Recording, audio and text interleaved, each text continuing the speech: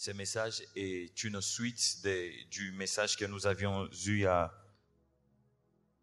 donner, je pense, le mercredi matin.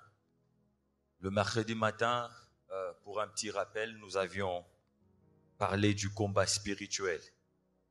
Et à la fin de cette intervention-là, nous avions donné les armes avec lesquelles nous devons combattre dans le combat spirituel. On a parlé de la parole de Dieu, du nom de Jésus-Christ, du Saint-Esprit, du sang de Jésus. Et j'ose croire que c'était ces armes-là que nous avions énumérées. Mais bien sûr, lorsque nous entrons encore en profondeur dans les livres d'Éphésiens, nous voyons comment est-ce que Paul décrit l'ensemble de ces armes que je venais de mentionner. Et ce soir, plutôt ce matin, j'aimerais continuer dans la même logique, mais cette fois-ci nous entretenir tout autour des œuvres des ténèbres. Les œuvres des ténèbres. Et mon thème, c'est détruire les œuvres des ténèbres. Nous avons appris à utiliser les armes. Maintenant, nous devons apprendre comment mettre ces armes en activité pour détruire les œuvres des ténèbres. Bien-aimés, avant d'avancer et de continuer, sachez que dans le combat spirituel, les thèmes que nous sommes en train d'aborder parlent du combat de la foi. Et même la plupart des orateurs, lorsqu'ils étaient montés en ces lieux, ils nous ont expliqué le contexte dans lequel nous sommes. Et Paul, à son fils, il lui dit « combat, le bon combat de la foi ». Généralement, le combat n'a jamais un caractère bon. Pourquoi? Parce que pour combattre, il faut de la peine. J'imagine demander aux boxeurs, parce que j'ai été à un moment de ma vie un amateur de la boxe. Un boxeur ne dit jamais que la boxe, le combat de la boxe est bon si celui-ci n'arrive pas à remporter la victoire. Seul le victorieux arrive à dire que ce combat était bon. Demandez aux personnes défaitistes, aux gens qui ont vécu l'échec dans un combat, il te dira ce combat était le pire de ma vie.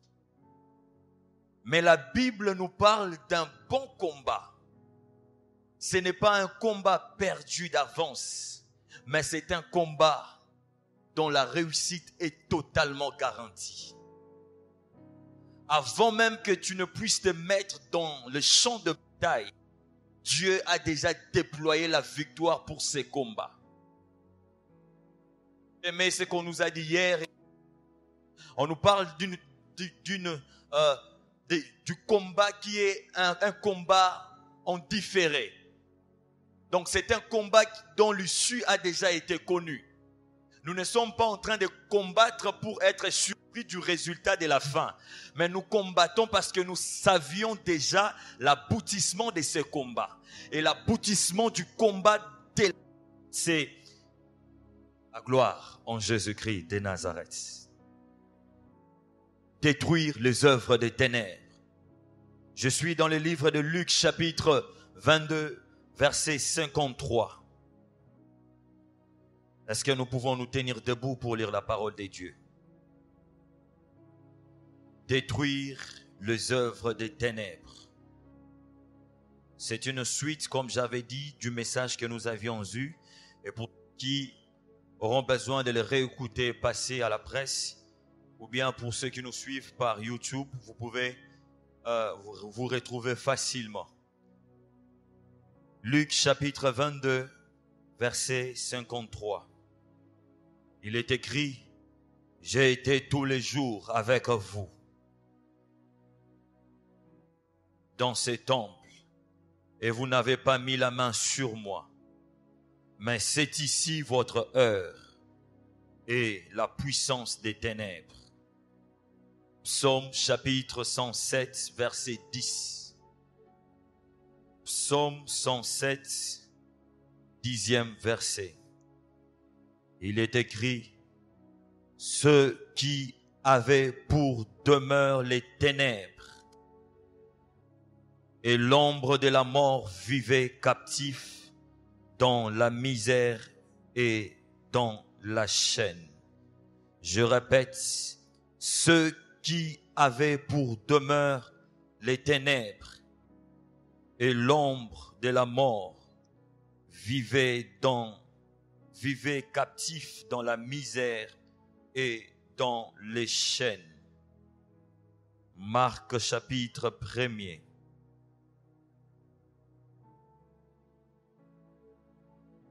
Marc chapitre 1er. 18e verset. Je vais sauter également d'autres versets. Marc chapitre 1er verset 18. Il est écrit: aussitôt ils laissèrent leurs filets et les suivirent. Verset 20. Aussitôt il les appela et laissa leur père Zébédée dans la barque avec les ouvriers et les suivirent. Verset 22. Ils étaient frappés de sa doctrine, car il enseignait comme ayant autorité et non pas comme les scribes. Il se trouva dans leur synagogue, verset 23, un homme qui avait un esprit impur et qui s'écria: qu'y a-t-il entre nous et toi, Jésus de Nazareth? Tu es venu pour nous perdre. Je sais que tu es le Saint de Dieu. Jésus les menaça, disant: tais-toi et sors de cet homme.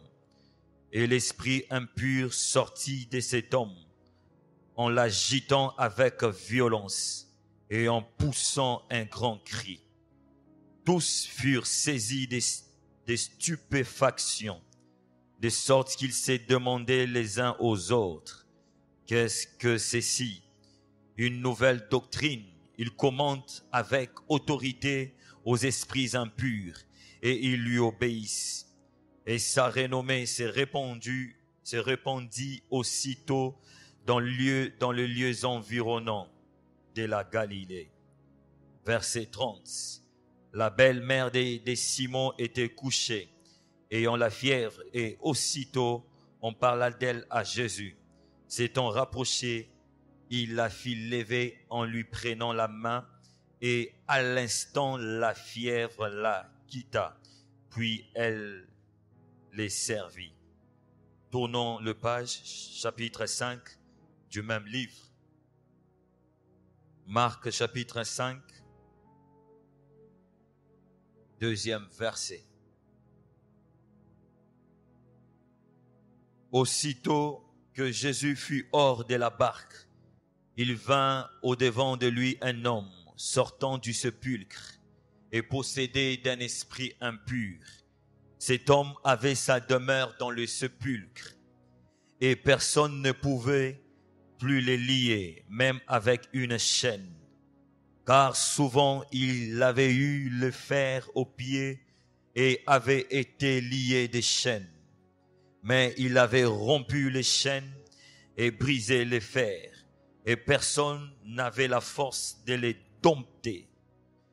Et il était sans cesse, nuit et jour, dans les sépulcres et sur les montagnes, criant et se meurtrissant avec des pierres. Ayant vu Jésus de loin, il a couru, se prosternant devant lui, et s'écria d'une voix forte: qu'y a-t-il entre moi et toi, Jésus, fils de Dieu très haut? Je t'en conjure au nom de Dieu, ne me tourmente pas. Car Jésus lui disait: sors de cet homme, esprit impur.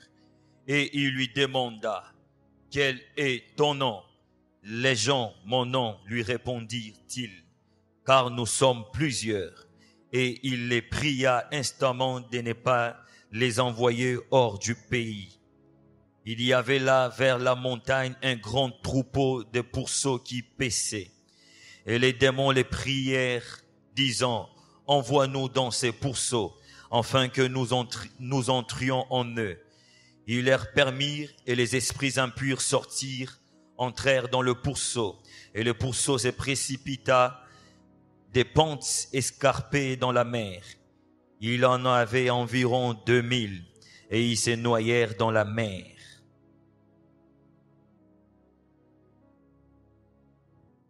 Ceux qui les faisaient paître s'enfuirent et répandirent la nouvelle dans la ville et dans les campagnes. Les gens allèrent voir ce qui était arrivé. Ils arrivèrent auprès de Jésus et ils virent les démoniaques, celui qui avait eu la légion assis vêtu et dans son bon sens. Ils furent saisis de frayeur. Ceux qui avaient vu ce qui s'était passé leur racontèrent ce qui était arrivé aux démoniaques et aux pourceaux. Alors ils se mirent à supplier Jésus de quitter leur territoire. Comme il montait dans la barque, celui qui avait été démoniaque lui demanda la permission de rester avec lui. Jésus ne lui permit pas, mais il lui dit, va dans ta maison, vers les siens, et raconte-leur tout ce que le Seigneur t'a fait, et comment il a eu pitié de toi. Il s'en alla et s'est mis à publier dans la Décapole tout ce que Jésus avait fait pour lui. Et tous furent dans l'étonnement. Alléluia. Merci, nous pouvons nous remettre. Il est écrit dans les livres des psaumes, ceux qui avaient pour demeure les ténèbres et l'ombre de la mort vivaient captifs dans la misère et dans la chaîne.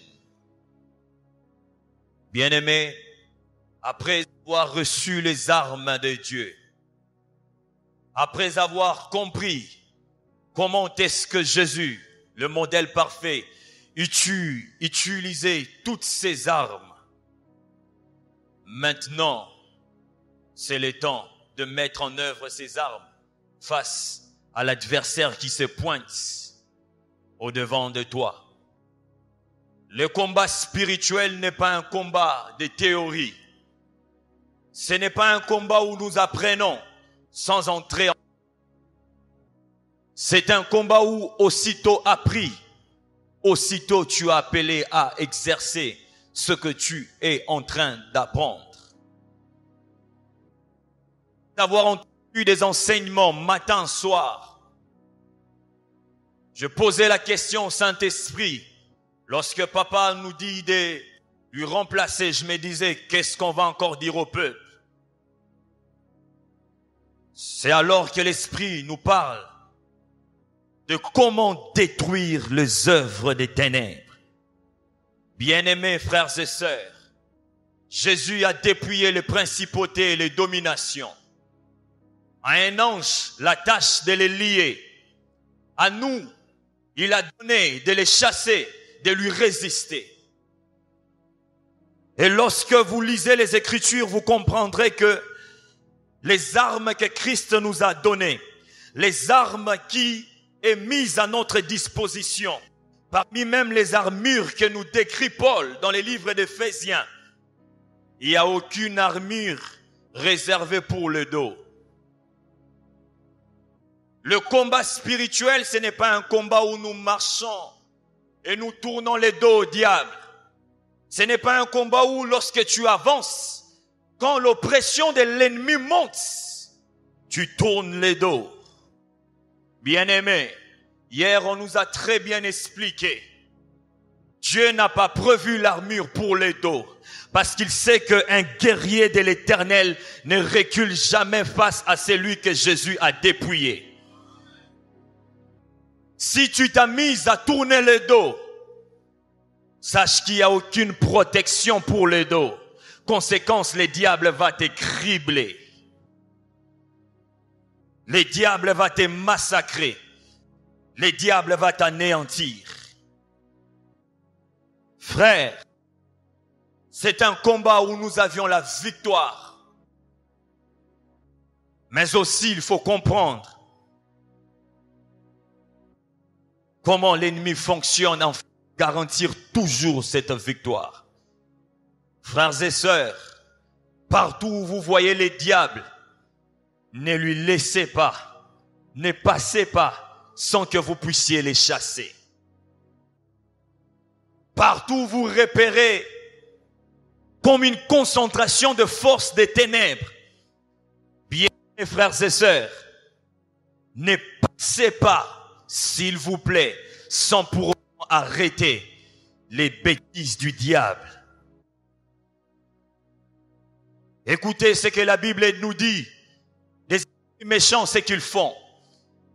Jean 10, 10, il est écrit que le voleur ne vient que pour dérober, égorger et détruire. Et la version NBS dit que le voleur ne vient que pour voler, abattre, ensuite détruire. Bien-aimé, le diable n'a rien. C'est pourquoi il se permet de voler. Les principautés et les dominations, en termes de patrimoine et de l'héritage spirituel, ils ne possèdent aucun acquis. Alors comme ce sont des entités qui ont vie, c'est que Dieu a donné à l'homme, ils viennent pour dérober. Ils viennent pour voler. Ils viennent aussi pour égorger et ensuite détruire. Combien des hommes en ces lieux n'avez-vous pas été volés par les diables d'une manière ou d'une autre? Pendant qu'il est écrit, soyez toujours joyeux, mais le diable vient te voler la joie. Pendant qu'il est écrit, Dieu dans sa parole, il souhaite que nous soyons prospères à tous égards. Il souhaite que, de même manière que mon âme est en train de croître dans la connaissance de la révélation du Christ, mais le diable vient, il empêche un domaine de ma vie de croître. Il me vole ce que Christ m'a donné. Un voleur. Alors que par ses meurtrissures nous sommes guéris, alors que nous avions en lui la vie de Dieu, la Zoé de Dieu, mais il vient, il me vole une partie de cette vie en introduisant la maladie. Voleur. Il y a des gens qui travaillent, qui se cassent la tête. Oui, ils sont dans la parole comme il est écrit que l'homme vivra de la sueur de ses fronts. La Bible est précise, même celui qui ne travaille pas ne mange point non plus. Mais il y a des gens qui travaillent. Ce sont des bosseurs tous les jours le matin.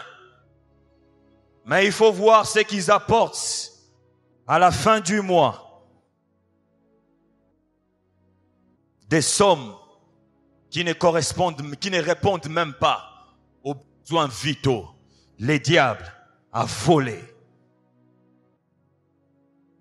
Combien de personnes, de chrétiens qui devaient vivre une vie de crainte de Dieu, une vie où on allait voir totalement Christ en eux. Mais le diable, qu'est-ce qu'il fait? Il introduit un élément étranger pour voler, t'empêcher de vivre une partie totale du Christ. Il ne vient que pour voler. Beaucoup de personnes, d'une manière ou d'une autre, ont été escroquées par les diables. Par une porte que vous avez ouverte. Sinon pas vous, mais d'autres personnes. Même pas vous-même, même pas d'autres personnes, mais la région dans laquelle vous êtes. Parce qu'il y a des esprits, des principautés et des dominations. Et donc dans cette atmosphère, vous subissez les oppressions. Voleur, le diable. Il ne se limite pas seulement à voler. Qu'est-ce qu'il fait d'autre? Il vient égorger. Et la version NBS dit qu'il vient abattre. Bien-aimé, lorsque quelqu'un est égorgé, cette personne est d'une manière asphyxiée, empêchée de pouvoir respirer. Ainsi, il y a des gens qui sont déjà, qui ont déjà perdu espoir dans un domaine. Ils sont en train de marcher, attendant peut-être la mort. Pourquoi? Parce que c'est que le diable a volé. Oh Jesus, c'est que le diable a volé, les a encore introduits dans une dimension de les égorger. Beaucoup sont égorgés. Oui. Lorsque quelqu'un atteint les niveaux où le diable amène le gorgement, c'est un moment où il perd l'espoir. Il est comme étouffé. Il s'est dit, est-ce que Dieu existe? Est-ce que ma vie, Dieu la voit? Est-ce que ce pourquoi je suis en train de traverser? Est-ce que des questions sans réponse? C'est un temps où on sent comme si, oui, les œuvres des ténèbres, et pas seulement égorger, le diable vient aussi détruire. Lorsqu'il dérobe, il égorge, la finalité c'est de détruire. La finalité c'est de détruire. Combien ne sont-ils pas en train de regretter leur temps de gloire en Christ, je précise, dans le passé? Il y a des gens qui vivaient un temps où, oui, d'une manière ou d'une autre, ils vivaient la gloire de Dieu. Je précise, en Christ. Mais avec les temps et les situations, c'est comme si ces choses ne sont plus. Ils ont fini par être assaillis par l'ennemi. Ils ont fini par être détruits totalement par les diables. C'est ce que l'ennemi sait faire. Mais j'aime une chose, même si les diables est expert en matière de vol, même si l'ennemi est expert en matière d'égorgement, si l'ennemi est expert en matière de destruction, la Bible déclare que le Fils de l'homme donne la vie en abondance. Bien-aimé, il est écrit dans la parole de Dieu que un chien vivant vaut mieux qu'un lion mort. Si c'est que le diable t'a volé, ne t'a pas tué. Si c'est que le diable t'a fait, si c'est que le diable a amené par l'égorgement, ne t'a pas tué. Si la destruction des œuvres des ténèbres n'ont pas pu te ôter la vie, ça veut dire que de fait que tu vis, Dieu est capable de restaurer ce que tu as perdu. Et le Fils de l'homme, lui, vient donner la vie en abondance. Il ne te donne pas seulement la vie des choses que le diable avait perdues, mais il vient aussi te donner sa propre vie, afin que tu aies la sécurité pour que l'ennemi ne puisse pas venir détruire ce qu'il avait fait auparavant. Bien-aimés frères et sœurs, je parle aux personnes vivantes. Je parle aux personnes qui ont encore le sang et les os et dont le sang est en train de couler dans leur corps. Sachez ceci, comme tu es en train de vivre, je t'annonce que cette action ne finira pas. Dieu sera en train de vous redonner la vie en abondance. Un temps, j'étais en train de dire à Dieu, Seigneur, j'interdis aux personnes qui vont écouter cette parole tout au long de ces séminaires de demeurer le même. Surtout vous qui venez matin après matin et soir après soir, j'engage le nom de Jésus-Christ dans vos vies. J'engage le nom de Jésus-Christ dans ma vie. Si seulement il m'a appelé pour les servir, je t'annonce que vos vies seront dangereusement élevées, spectaculairement grandioses. Et les personnes seront en train de voir que le Dieu au devant de qui vous êtes, matin, soir après soir, il est réellement vivant. Nous ne prêchons pas une théorie. Ta vie va démontrer ce que nous prêchons. Est-ce que tu peux dire Amen? Donne-moi un bon Amen s'il te plaît. Est-ce que je peux avancer? Glory to God. Voici maintenant ceci. Entrons en profondeur. Ténèbres. Ténèbres. Bien-aimés frères et sœurs, dans Genèse chapitre 1er, verset 4, Dieu dit, Dieu vit que la lumière était bonne. Et Dieu sépara la lumière d'avec les ténèbres. La lumière, les ténèbres, au même jour, apparaissent. Mais Dieu porte son appréciation sur la lumière. Il ne dit aucun mot sur les ténèbres. Et remarquez ceci, la lumière est au singulier, mais les ténèbres sont au pluriel. Et Dieu n'a pas apprécié les ténèbres. Par contre, il a apprécié la lumière.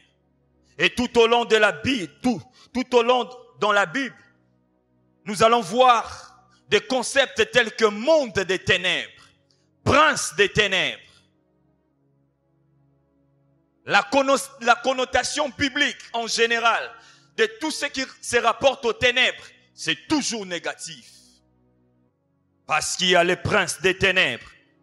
Parce qu'il y a les princes qui règnent dans l'obscurité. Et les ténèbres, c'est une obscurité épaisse.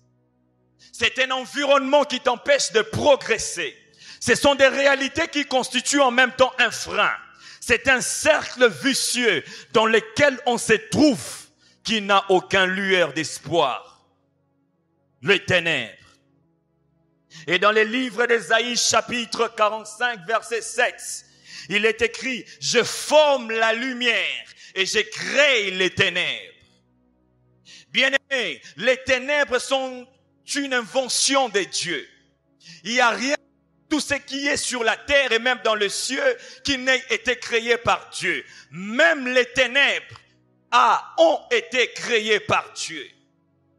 Mais j'aime la précision que la Bible apporte. La Bible dit que Dieu forme la lumière et il crée les ténèbres. Les ténèbres ici se rapportent au diable, mais la lumière directement par Jésus-Christ. Pourquoi? Parce que lui-même il dit qu'il est la lumière du monde. Et quand nous lisons Ésaïe, nous comprenons que Dieu n'a pas créé Jésus. Dieu a formé Jésus. Jésus n'est pas une création de Dieu, mais Jésus est Dieu lui-même. C'est pourquoi Isaïe dit, je forme. Le Fils de Dieu a pris la forme de Dieu le Père. Il n'a pas été créé par Dieu le Père. Mais les ténèbres, comme ce sont les inventions de Dieu, la Bible dit qu'il crée les ténèbres. Pourquoi? Je vais m'expliquer. En soi, lorsque nous voyons les ténèbres, c'est vrai, nous attribuons totalement cela au diable. Mais sachez que le diable a été créé aussi par Dieu. Donc les diables participent parmi les créatures de Dieu. Mais c'est une créature corrompue qui s'est rebellée de Dieu. Même si sa rébellion l'a séparé de Dieu, il demeure toujours une créature de Dieu. Le premier jour, on a parlé de son adversité face à nous. Je ne voudrais pas revenir là-dessus. Mais lorsque Dieu forme la lumière, il a donné forme à son Fils, afin qu'il vienne pour nous donner cette lumière dont il a s'agi dans les livres de Genèse. Dieu que Jésus. Sachez ceci, j'aimerais un peu parler de Genèse pour être un peu plus clair dans ce que je suis en train de dire, parce que je sens des questions en train de monter. Écoutez ceci. Dans les livres de Genèse, lorsque Dieu crée toutes choses, comprenez ceci. La lumière n'est pas le soleil. La lumière, le soleil émet la lumière, mais le soleil n'est pas la lumière. Quelqu'un comprend ce que je suis en train de dire? Les luminaires et les autres ont été créés après. Mais vous remarquerez que la lumière, dans les livres de Genèse, Dieu n'a pas créé la lumière. Qu'est-ce qui s'est fait dans les livres de Genèse? Dieu a appelé la lumière à se manifester. Il a dit que la lumière soit. C'est comme pour dire, mon Fils Jésus-Christ, je t'appelle à te manifester. En soi, la parole de Dieu dans la création, c'était une préfiguration de ce que nous vivions dans la grâce. La manifestation de Jésus-Christ. Quand Dieu dit que la lumière soit, en soi, il était en train de dire, mon Fils, est-ce que tu peux couvrir? Et c'était plus loin que nous avions compris. Pas quand la Bible dit que Dieu attend le monde, le cosmos. Qu'est-ce qui se passe? La terre, le cosmos dans lequel nous sommes, reconnaît exactement ce que le cosmos avait ressenti lorsque le Fils de l'homme s'était manifesté dans la création. Que Dieu le Père a parlé, que la lumière soit. Le cosmos avait ressenti quelque chose. Depuis que les diables s'étaient précipités. Hier, on nous a dit qu'il ne contrôlait pas sa chute. Il subissait la loi d'apaisanteur. Depuis que les diables s'étaient précipités, même le monde est en train d'attendre la révélation des fils de Dieu. Pourquoi? Le monde veut retrouver le goût qu'il avait lorsque Christ s'était manifesté. Est-ce que je suis un peu clair? Je peux maintenant avancer. La lumière, les ténèbres. La lumière, c'est Jésus-Christ. Les ténèbres sont au pluriel. Donc nous sommes donc face à une réalité qui n'est pas équivalente. Les singuliers face au pluriel. La lumière, les ténèbres. Et dans le livre de Psaume chapitre 18, verset 11, il est écrit qu'il faisait des ténèbres sa retraite, sa tente autour de lui. Bien-aimés, lorsque vous voyez l'obscurité épaisse, lorsque vous sentiez votre vie être identifiée aux ténèbres, lorsque vous voyez les diables en train de faire comme une concentration de ses œuvres sur votre vie, lorsque vous pensiez que vous êtes la résidence de tous les sorciers de votre famille, lorsque vous sentiez que votre vie est totalement sous l'emprise des mondes des ténèbres, ou bien la vie des autres personnes, parce que je parle en même temps aux gens qui ont été enseignés sur le combat spirituel, sur le combat de la foi. En même temps, je vous incite à exercer les armes que vous aviez face aux personnes qui sont dans ces réalités. Et Dieu dit, la Bible dit dans le livre de Psaume 18, chapitre 11, qu'il faisait des ténèbres sa retraite, sa tente tout autour de lui. Frères et sœurs, lorsque les choses ont tendance à être ténébreuses, écoutez, c'est une invitation à Dieu de faire sa demeure. Lorsque la vie d'une personne est totalement détruite, dérangée par les diables, en soi, qu'est-ce que l'ennemi fait? L'ennemi est un protocole qui appelle à l'action divine. Les personnes qui sont possédées, les personnes qui sont dérangées, c'est une manière d'appeler Dieu enfin de venir pour les délivrer. Pourquoi la Bible dit qu'il fait des ténèbres sa retraite? Le problème avec nous pensons que Dieu ne règne pas dans les ténèbres. Même dans les ténèbres, Dieu sera parce qu'il est l'omniprésent. Nous pensons, bien aimés, ce n'est pas la Bible. Notre Dieu, même dans l'enfer, il sera là. Même en enfer, Dieu sera là, sinon il n'est pas omniprésent. Donc, les ténèbres sont une invitation à la manifestation de Dieu. La Bible dit que la gloire de Dieu, c'est de cacher des choses. Alors, lorsque les diables pensent pouvoir te détruire, en soi, il est en train d'inciter Dieu à venir en aide par rapport à ta situation. Il fait des ténèbres sa retraite. Il fait des ténèbres sa retraite, un lieu de résidence, parce que c'est un Dieu tout-puissant. Bien-aimé, la lumière, Jésus-Christ, là où il voit les ténèbres, la lumière a toujours tendance à aller, afin de changer les ténèbres en lumière. Et dans ces moments, Dieu sera en train de changer les situations ténébreuses de vos vies par la lumière de Jésus-Christ. Je vois les ondes lumineuses christiques en train d'être émises et de toucher tous les repères de vos vies pour que la gloire de Jésus-Christ soit manifestée. Ténèbres, détruire les œuvres des ténèbres. Et voici comment est-ce que les œuvres des ténèbres se manifestent dans la vie. Voici comment, dans la Bible, dans ces passages que nous venons de lire, comment est-ce que les œuvres des ténèbres se sont manifestées dans la vie d'une personne. Il s'agit de ce fou, le fou de Gadara, celui dont la Bible parle dans le livre de Marc chapitre 5. Qu'est-ce que la Bible nous dit de cet homme? La Bible dit que cet homme était possédé d'un esprit impur. Et même cet esprit impur n'est que le résumé de tous les esprits impurs qui habitaient en lui. La Bible précise qu'il était habité par une légion. Bien-aimé, imaginez toute une légion. Demandez à ceux qui sont militaires, ils vont vous dire, un effectif d'une légion, c'est combien? Je ne maîtrise pas ces domaines, mais je pense que c'est plus de 100 éléments. Donc, les démons étaient venus faire leur concentration dans la vie d'une personne. Mais qu'est-ce que ce fou de Gadara avait fait pour mériter ça? Hier, on nous a prêché ce que l'ennemi attaque. Ce n'est pas ta personne physique, mais il combat la promesse de Dieu qui repose sur toi.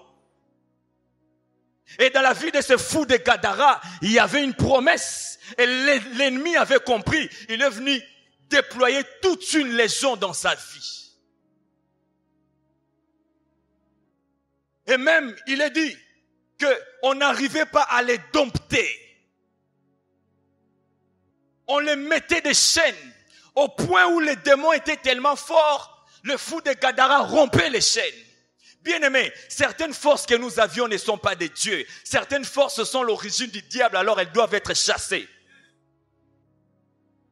Humainement parlant, le fou de Gadara ne pouvait avoir la force de rompre une chaîne. La Bible dit qu'aucun homme n'arrivait à les dompter. C'était un fou célèbre des Gadaréens. Donc, sa situation était connue de tous. Pourquoi? Parce que les esprits étaient venus habiter totalement sa vie. Et non seulement il était pris par ces esprits, mais il est dit aussi que sa demeure était où? Les sépulcres. Exactement comme comme nous dit le livre des psaumes, que ceux qui demeurent dans les ténèbres, ils sont captifs. Le fou de Gadara habitait les cimetières. Non seulement sa situation était incontrôlée par les hommes, mais aussi il habitait là où la vie des hommes s'achevait. En soi, le fou de Gadara, en tant que vivant lui-même, avait préféré habiter au milieu des morts. Pour lui, c'était comme si sa vie était finie. Frères et sœurs, il y a des gens qui traversent des temps très compliqués. Il y a des gens, peut-être que ce n'est pas vous qui êtes enseigné, mais vous connaissez. Le fou était tourmenté par ces choses. Il était devenu violent, indomptable, connu. Certaines célébrités ne sont pas des célébrités, ce sont des malédictions. Il était un fou connu parce que les degrés où sa situation avait tellement atteint un paroxysme au point où tout le monde connaissait ce par quoi il traversait. N'est-ce pas qu'il y a des gens ici en ces lieux? Ta situation là de honte, n'est-ce pas qu'elle colle à toi comme la chair colle à la peau? N'est-ce pas que ce par quoi tu traverses est connu de tout le monde au point où tu n'as pas besoin de parler? Il suffit seulement qu'ils te voient. Ils savent déjà ce que tu es en train de vivre. Les œuvres des ténèbres. Les œuvres des ténèbres. Mais j'aime une chose, ce que Yeshua HaMashiach, le roi et son onction, c'est lui qui avait reçu l'onction de détruire les œuvres des ténèbres. C'est lui qui avait la capacité d'arrêter. Une fois mis ses pieds dans ces contrées, la Bible déclare, ce n'est pas Christ qui était allé à la recherche de cet homme, mais c'était le possédé qui vint vers Christ. Bien-aimé, l'onction du Christ donne à ce que les problèmes qui doivent être résolus par cette situation, ces problèmes puissent eux-mêmes quitter leur lieu de résidence pour se rendre vers le lieu de leur changement. Et pendant 7 ans, Dieu t'a revêtu d'une onction. Pendant 7 ans, comme David, après avoir reçu l'onction royale était en train de chercher des problèmes pour les faire passer dans le couloir de la royauté. Et j'annonce que l'investissement de Dieu, la puissance de Dieu que tu as reçu pendant ces temps-ci, puisse repérer les besoins où la gloire de Dieu va se manifester, afin que l'on dise que Jésus-Christ est vivant. que les malades qui doivent être guéris par l'onction que Christ a répandue sur toi, maintenant même, avant que tu ne puisses aller à leur recherche, que eux se mettent à ta recherche. Que les hommes et femmes qui doivent écouter ce que tu as mis dans ta bouche, en termes de paroles, en termes de voix, en termes de cantiques, en termes de choses, que l'Éternel attire ces hommes maintenant au nom de Jésus.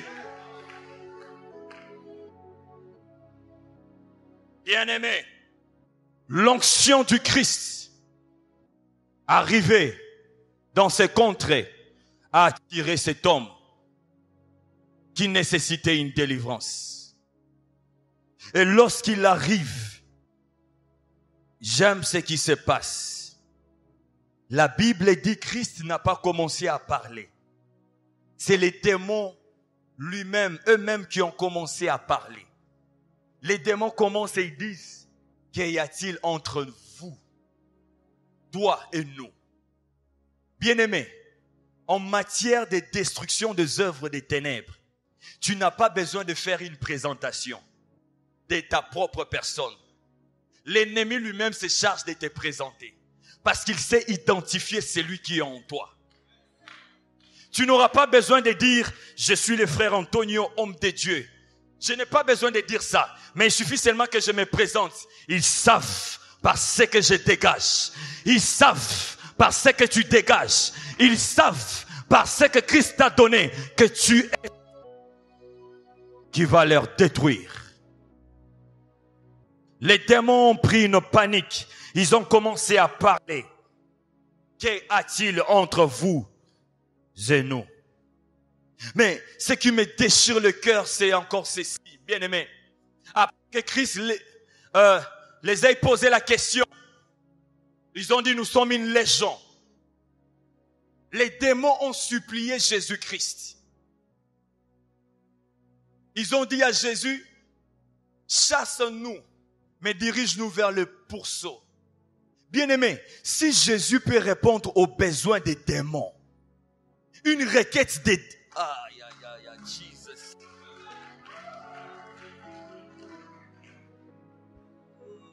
Ces choses. Jésus répond aux besoins des démons. Bien-aimé, les démons ont sollicité une volonté. Jésus n'a pas fait ce que lui avait pensé, mais Jésus s'est permis de faire ce que les démons avaient dit. Bien-aimé, tu penses que toi qui es enfant de Dieu, ce que tu as présenté à Dieu, Dieu ne va-t-il pas t'exaucer au nom de Jésus? S'il peut répondre aux besoins des démons, les démons ont dit, dirige-nous vers ces pourceaux. Pensez-vous que ce que vous avez adressé à Dieu, Dieu ne va pas répondre? Et ce matin, je les déclare au nom de Jésus-Christ. Père, prouve-nous que nous sommes plus que les démons. Père, prouve-nous que nous valons plus que les démons. Je les déclare au nom de Jésus-Christ, en engageant le nom de Jésus, que toutes les requêtes amenées par les personnes en ces lieux sont exaucées au nom de...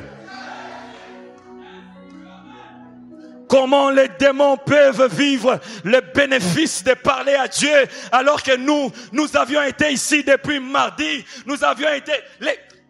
Cette légion n'a parlé à Christ qu'une fois, mais leur unique requête a été exaucée. Hey. Jesus. Ils n'ont parlé à Christ qu'une seule fois. Leur seule et unique requête ont été exaucées. Et tu penses que Dieu ne va pas exaucer tes requêtes. Que Dieu t'étonne par ce qu'il va faire dans ta vie. Que Dieu te surprenne par tout ce qu'il fera. C'était donc la vie de cet homme. C'était donc la vie de ces Gadarériens.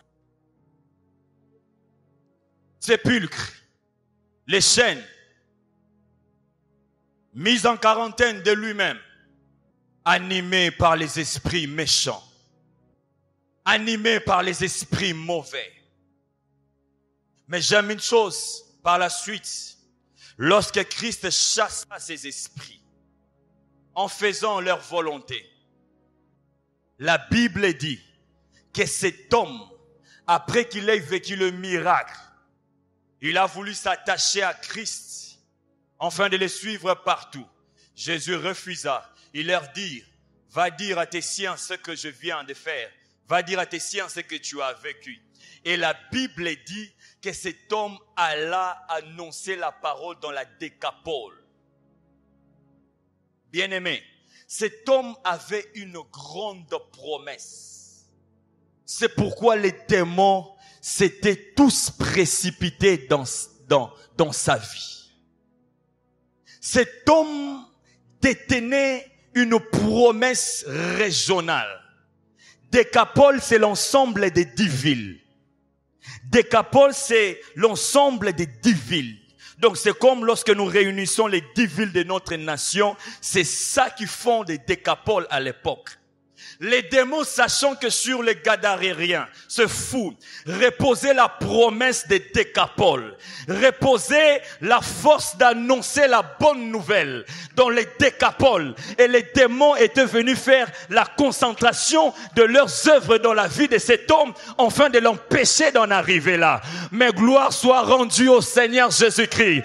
La Bible déclare qu'il nous a dépouillés de puissance des ténèbres et il nous a transportés dans le royaume des fils de son amour. Bien-aimés frères et sœurs, tes attaques sont les indicateurs que ta destinée est glorieuse. Tes oppressions indiquent que ce que Dieu a réservé dans ta vie est glorieux.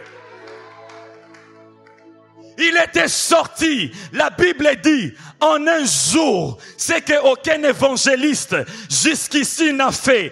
Il a gagné toute la Décapole. En un jour, il a prêché que Jésus m'a délivré des légions. Jésus de Nazareth. Et toute la Décapole ont fini par voir la grandeur de Jésus-Christ. Et pour toi, en cette matinée, j'annonce que tes combats, je déclare que tes oppressions, aujourd'hui, par ce que Christ va faire, tu vas lever la voix et dire, Jésus-Christ est fidèle. Jésus-Christ est fidèle. Il a arrêté les œuvres des ténèbres parce que dans la vie de cet homme reposait une promesse. Père, au nom de Jésus de Nazareth, je te prie maintenant même. Je te prie, oh Dieu, que les chaînes et les jougs tombent. Que les liens tombent, oh Dieu. S'il y a des gens dans la vie des personnes en ce lieu, ont ouvert des portes, et eux, ils sont des conséquences des portes ouvertes par d'autres. Jésus, je t'ouvre dans leur vie maintenant, afin que tu brises les chaînes, comme tu en as brisé de ces fous.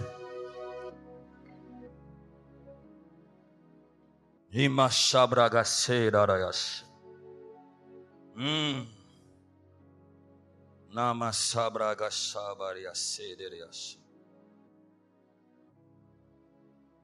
bien-aimé, oh Jésus, est-ce que tu sens l'autorité du Christ en train d'envahir la salle?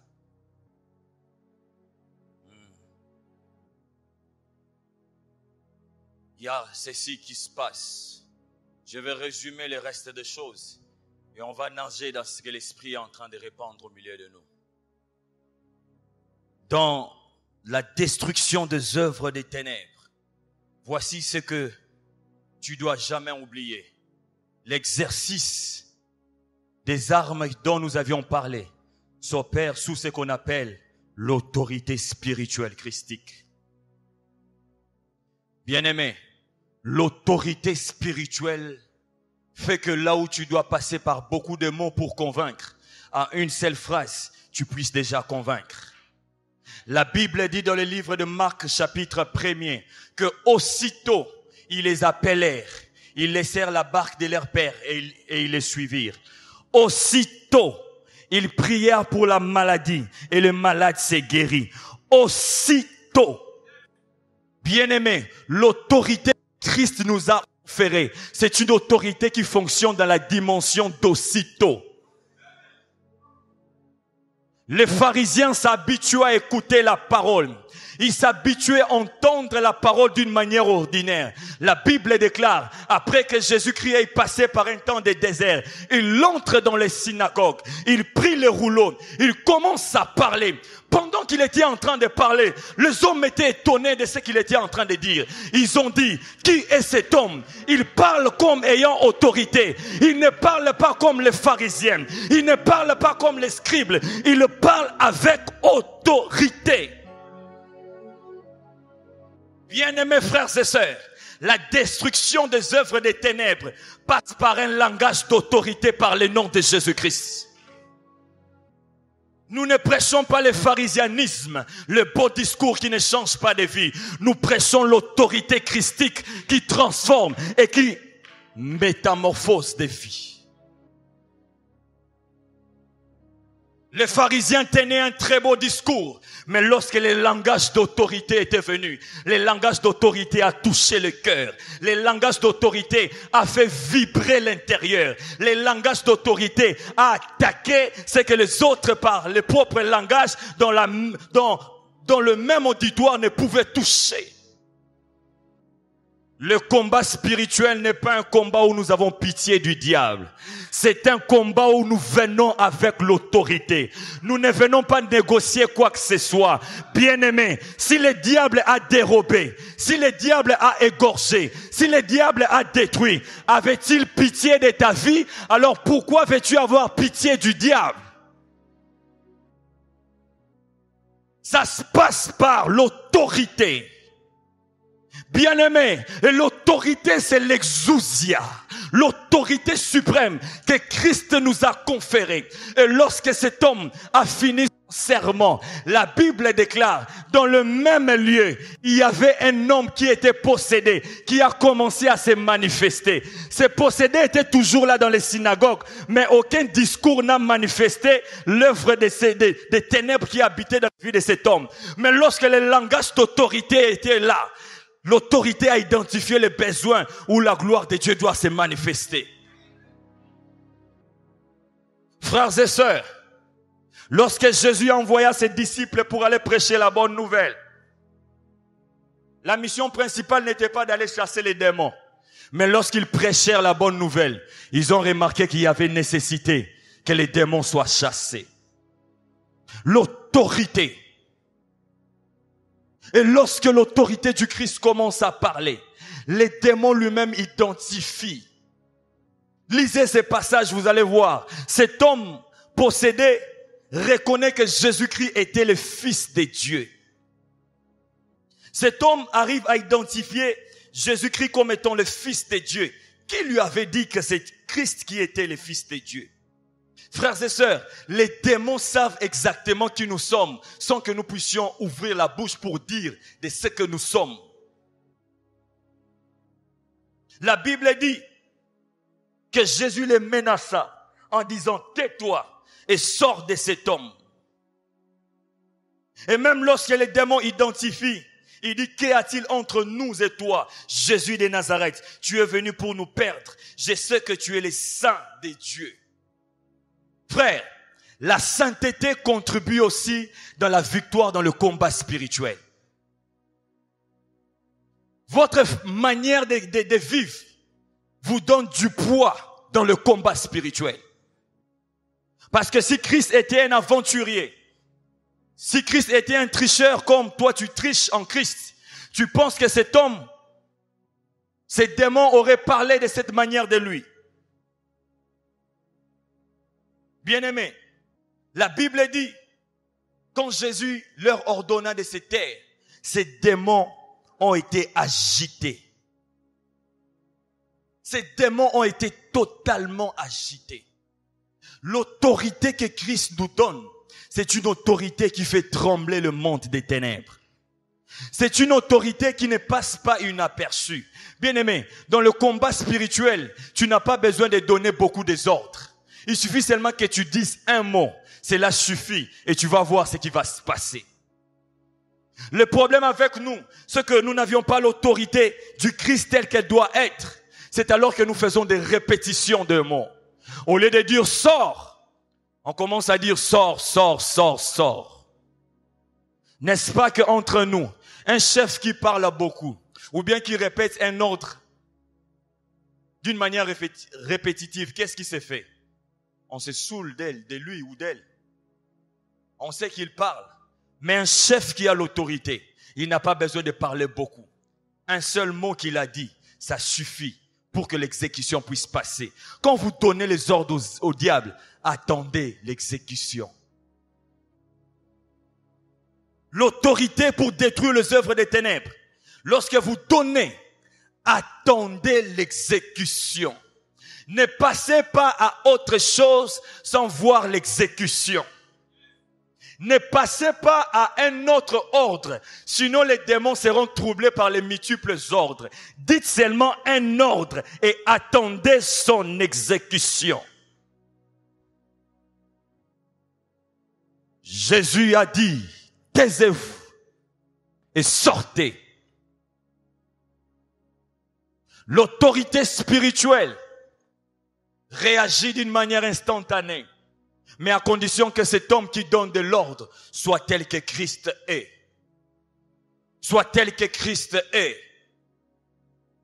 Par moments, dans le temps d'exercice de l'autorité du Christ, nous sommes frustrés. Pourquoi? Parce que nous ne sommes pas ce que Christ est. Par conséquent, les diables se jouent de nous. Si dans le combat spirituel, vous détenez les armes de l'ennemi, sachez que l'ennemi va vous tuer par ces armes qui sont entre vos mains. L'autorité christique, c'est une autorité qui entre dans la dimension d'aussitôt. Pourquoi? Parce que le monde est à la recherche d'un plus grand que celui qui domine dans le monde. Bien-aimé, même si le monde est soumis au diable, mais le monde respecte l'ordre de celui qui est plus grand que celui à qui on a soumis le monde. Et tu as besoin d'un revêtement de l'autorité. Tu as besoin d'un revêtement de puissance. Bien-aimé, des fois l'autorité t'épargnera de faire beaucoup d'efforts. Au lieu de mettre des affiches pour dire que tu es là, mais l'autorité elle-même se chargera de ta renommée. L'autorité elle-même se chargera de faire parler de toi là où tu n'es pas. L'autorité fera que les gens puissent ressentir même l'atmosphère de gloire qui t'accompagne. Bien-aimés frères et sœurs chrétiens, le combat spirituel, c'est un combat. Oui, nous devons être revêtus des armes de Dieu, mais nous devons aussi exercer ces armes par la vertu de l'autorité du Christ. Il dit dans sa parole qu'il nous donne l'autorité de marcher sur les scorpions, les aspics, les dominations. Pourquoi? Parce que celui qui a l'autorité n'a pas peur d'écraser les serpents, n'a pas peur de marcher sur les scorpions. Beaucoup ont peur du diable parce qu'ils pensent que s'ils marchent sur les diables va leur piquer, va leur mordre. Qui a dit ça? Et même nous sommes nourris des théories des représailles. Comme quoi, si j'attaque les diables, va me contre-attaquer. Bien-aimé, la théorie des représailles n'est pas totalement biblique pour une personne qui vit tel que Jésus est. Avez-vous lu dans la Bible, Jésus chassait un démon et un démon chassait, suivre encore Jésus après? Avez-vous lu dans la Bible un démon que Jésus a chassé et puis Jésus s'est vu être poursuivi par ces démons? Non. Les démons vous pourchassent parce que vous avez les choses des démons dans vos vies. Si un démon que tu as chassé te pourchasse, ça veut dire qu'il avait laissé ces choses dans ta vie. Donc, par droit légal, il doit venir les récupérer. Rendez aux démons ce qui leur appartient. Rendez au diable les péchés qui leur appartiennent. Rendez. Donnez-leur ce qui leur appartient. Et prenez tout ce que Christ met à votre disposition. Frère, lorsque vous arrivez à comprendre la dimension de l'autorité du Christ, votre vie passera dans une dimension d'aussitôt. Parce que tout ce que Christ a fait après ce moment, il y avait le résultat qui était suivi d'une manière rapide. Avant ça, aussitôt, il appelle les disciples, ils viennent vers lui. Après cela, aussitôt, Il prêche la parole. Les gens comprennent. Après, il voit la belle-mère de Pierre malade. Il prie pour elle. Au même instant, elle a été guérie. Et cette femme s'est mise à servir. L'autorité spirituelle donne des résultats rapides. Et même fait qu'on puisse gagner en termes de temps. Parce que généralement, cette femme malade pouvait attendre une période de convalescence, le temps qu'elle puisse se remettre de sa maladie. Mais lorsque l'autorité du Christ a été déclenchée, cette femme avait non seulement reçu la guérison, mais la force de récupérer rapidement après la maladie. Au point d'avoir la force de nourrir plus de 12 gaillards qui accompagnaient Jésus. Bien-aimés frères et sœurs, les œuvres des ténèbres sont appelées à être détruites. Les œuvres du malin sont appelées à être anéanties. Mais il faudrait que les hommes et femmes, nous puissions nous lever avec l'autorité. Je suis venu nous dire ceci. C'est vrai, nous devons détruire, nous devons combattre, mais nous devons être revêtus de l'autorité du Christ. Nous devons être revêtus de l'autorité du Christ. Et l'autorité du Christ repose sur les armes dont on a parlé. Lorsque vous comprenez les armes mises à notre disposition, vous n'aurez pas à demander l'autorité, mais l'autorité s'invitera en vous. Parce que quand Christ voit en vous, quand Christ en vous commence déjà à impacter les choses à l'extérieur de votre vie, en ce moment-là, vous arrivez à dominer. Frères et sœurs, le but de ce moment est que nous puissions vivre totalement l'autorité du Christ. L'autorité du Christ. Cette autorité, quand elle entre, elle revoit toutes choses. Cette autorité, lorsqu'elle passe quelque part, là où il y avait les choses ordinaires, elle amène un mouvement extraordinaire. Cette autorité, lorsqu'elle s'invite quelque part, là où il y avait le besoin de vivre, la main de Dieu, elle s'improvise pour être les déclencheurs de la main de Dieu. Cette autorité est puissante, afin de renverser les forteresses. Combien ne sont-ils pas en train de vivre de temps de forteresse dans le pensée? Combien ne sont-ils pas en train de vivre de moments où ils sentent des oppressions de l'ennemi par leur pensée? Il y a des forteresses qui doivent être renversées. Il y a de ces systèmes de croire et de réfléchir qui n'est pas de Dieu, qui doivent être changés. Et il nous faut le revêtement de l'autorité. Il nous faut le revêtement de l'autorité. Bien-aimé, l'autorité te donne de continuer les œuvres du Christ. Quand Christ nous dit qu'il nous donne le nom de Jésus, en soi le nom, c'est une porte qui ouvre le royaume. C'est une porte qui amène le royaume de Dieu sur la chose pour laquelle on est en train d'invoquer le nom de Jésus. Et mieux, c'est sa personne lui-même qui s'invite. Bien-aimé, entre nous, si Jésus-Christ traversait par les situations par lesquelles tu passes, qu'est-ce qu'il va faire? Si Jésus-Christ vivait les oppressions, si Jésus-Christ était par les choses par lesquelles tu es en train de passer, qu'est-ce que Jésus-Christ ferait? Qu'est-ce que Jésus-Christ va faire? Quelquefois, nous rendons la vie dure et difficile. Pourquoi? Parce que nous ne voulons pas suivre le modèle par excellence.